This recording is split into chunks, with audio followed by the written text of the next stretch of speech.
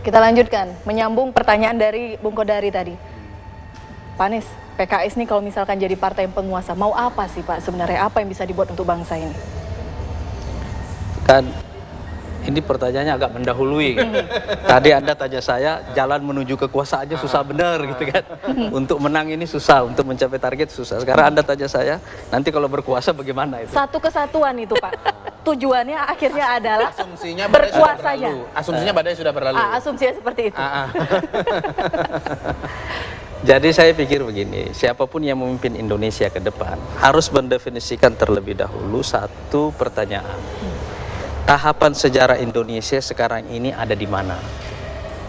Ya. Menurut saya, kita ini beruntung karena kita sudah lahir sebagai sebuah bangsa sebelum kita lahir sebagai sebuah negara. Deklarasi Sumpah Pemuda itu kita lahir sebagai bangsa, tapi proklamasi kita lahir sebagai negara. Nah, dari rentang waktu 20 tahun masa Orde Lama ini, kita bergulat sebagai sebuah negara yang rapuh dan akhirnya lolos. Kita melewati critical moment masuk Orde Baru. Orde Baru membangun fondasi dari sebuah negara Indonesia yang modern, maju, dan tangguh gitu ya. Kemudian datang reformasi itu. Cacatnya Orde Baru itu pada kebebasannya yang hilang. Nah, sekarang kita ada dalam reformasi negara demokrasi baru. Tapi sebagai negara demokrasi baru menurut saya kita juga sudah melewati semua critical moment. Sehingga kita tidak mengalami apa yang dialami Mesir sekarang. Iya kan? Kita melewati critical moment ini. Jadi saya kira pemilu 2014 yang akan datang ini mengantarkan Indonesia seharusnya menjadi sebuah negara maju yang modern, kuat, dan sudah waktunya memberikan kontribusi yang lebih luas kepada kehidupan global gitu loh. Konkretnya apa yang bisa PKS perbuat untuk itu? Pertama-tama kita harus memperkokoh, mengintegrasi Indonesia dalam sistem global. Politik, ekonomi, budaya, dan seterusnya.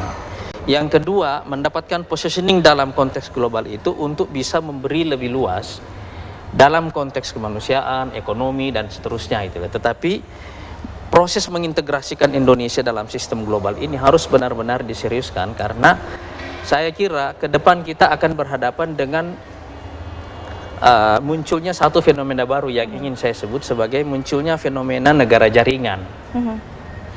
Orang bisa berada di dalam satu negara, tetapi loyalitasnya bukan pada negara itu, pada yang lain, karena interestnya ada di tempat lain. Gitu.